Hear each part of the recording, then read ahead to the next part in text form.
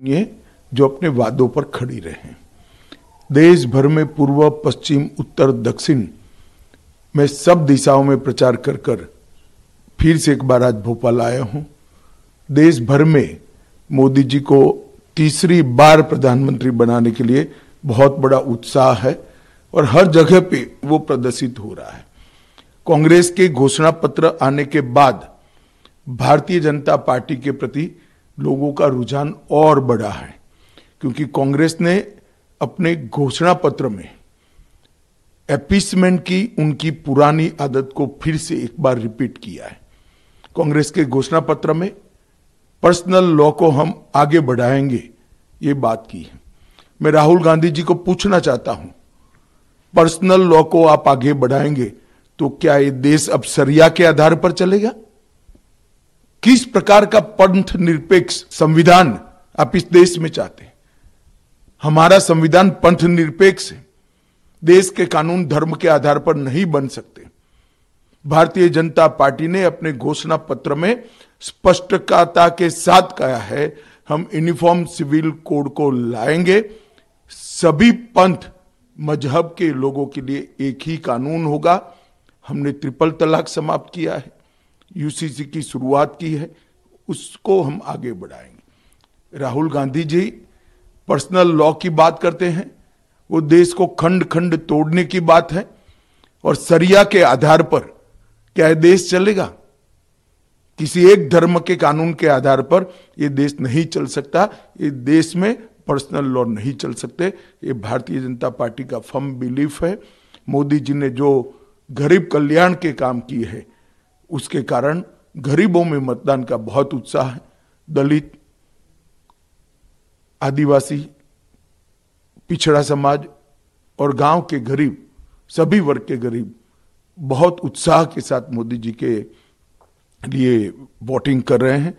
और मुझे पूरा भरोसा है कि हम तीसरी बार देश के प्रधानमंत्री के रूप में 1 तारीख के बाद नरेंद्र मोदी को देखेंगे। ये सब भारतीय जनता पार्टी के कार्यकर्ता और करोड़ों देशवासियों की भावना है।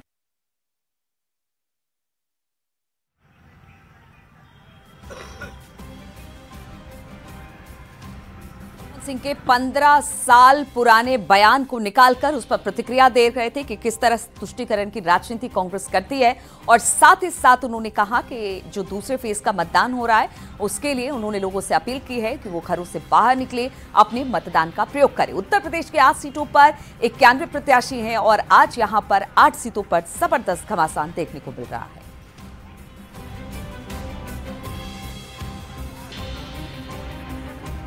तो उत्तर प्रदेश में जिस तरीके से 8 सीटों पर लगातार मतदान जारी है, वोट परसेंटेज भी 11 बजे का आ गया है। सीधे स्टूडियो की तरफ रुख करते हैं मेरी सहयोगी नीलू वहां से बता रही हैं कि आखिर 11 बजे तक कितना वोट प्रतिशत हुआ है। नीलू, जरा बताइए, पश्चिमी उत्तर प्रदेश के गढ़, मेरठ में, अलीगढ़ में, बागपत में, बुलंदशहर में, इन तमाम जो इलाके हैं, मथुरा में, कितना वोट प्रतिशत 11 बजे का हुआ है और इतने वोट परसेंटेज जितना हुआ है उसके क्या मायने निकाले जा सकते हैं, क्या समझा जा सकता है? बिल्कुल अनुपम, हम आपको बता दें कि अभी तक 9 बजे तक जो आया था वो करीब करीब 10 से 14% के भीतर था, लेकिन अब जब 11 बजे तक का मतदान प्रतिशत आ गया है तो हमारे दर्शकों को जल्दी से बता दें कि कितना मतदान प्रतिशत है। मेरठ में 25.53% अब तक मतदान दर्ज किया गया है, यानी मेरठ में 25 के आसपास मतदान प्रतिशत दर्ज किया गया है। अगर बात की जाए बागपत की, तो शुरुआती दौर में हमने देखा 9 बजे तक के जो आंकड़े थे वो 14% सबसे ज्यादा थे अनुपम, लेकिन अब बता दे रहे हैं आपको कि माफ कीजिएगा, बागपत में 21% तक मतदान अब तक हुआ है, जो कि ठीक ठाक मतदान कहा जा सकता है 11 बजे के लिहाज से। अलीगढ़ की बात की जाए 24.35% अब तक यहां पर मतदान, सुबह 11 बजे तक की बात हम कर रहे हैं जब यह आंकड़ा अब सामने आया है चुनाव आयोग की तरफ से। गाजियाबाद में 23.14% मतदान हुआ है। वहीं पर अगर बात की जाए आगे जो हम आपको सीट बता रहे हैं वो है बुलंदशहर की, तो यहां पर भी करीब करीब 23% तक मतदान, यानी 23.31% तक का मतदान दर्ज किया गया है सुबह 11 बजे तक। अमरोहा में 28.46% मतदान दर्ज किया है।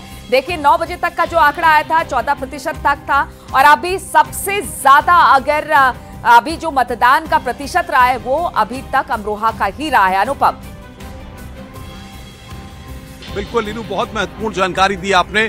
और जाहिर तौर पर अब देखना क्या होगा जब वोटिंग खत्म होती है तब उसके बाद जो फाइनल परसेंटेज आता है वो कितना होता है। और हम तो लगातार न्यूज़ 18 भी अपने तमाम दर्शकों से अपील कर रहा है, क्योंकि हम एक जिम्मेदार न्यूज चैनल हैं और लगातार हम भी चाहते हैं कि मतदान का प्रतिशत बढ़ना चाहिए। आप भी अपने घरों से निकलिए, मतदान केंद्रों तक जाइए। लोकतंत्र का महापर्व है, बार बार नहीं आता है, इसमें अपनी भागीदारी दीजिए। और आगे बढ़ते हैं, बात करते हैं मेरठ की, जहां पर महिलाएं बढ़ चढ़ के मतदान केंद्रों तक आ रही हैं, अपने मत का प्रयोग कर रही हैं।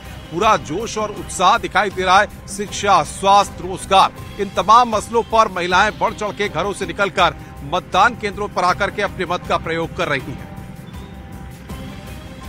दूसरे चरण के लिए वोटिंग की जा रही है और पश्चिम उत्तर प्रदेश की 8 सीटों पर मतदान हो रहा है। और ऐसे में देश की आधी आबादी क्या चाहती है, किन मुद्दों को लेकर वोट कर रही है, और ये सवाल उस समय और ज्यादा अहम हो जाता है जब बात मेरठ सीट की हो, क्योंकि मेरठ सीट पर रियल लाइफ के राम भाजपा ने अरुण गोविल को टिकट दिया है। और यहाँ उत्सुकता और भी ज्यादा बढ़ जाती है कि देश की आधी आबादी क्या सोच रही है चुनाव को लेकर, किन मुद्दों को लेकर वोट कर रही है।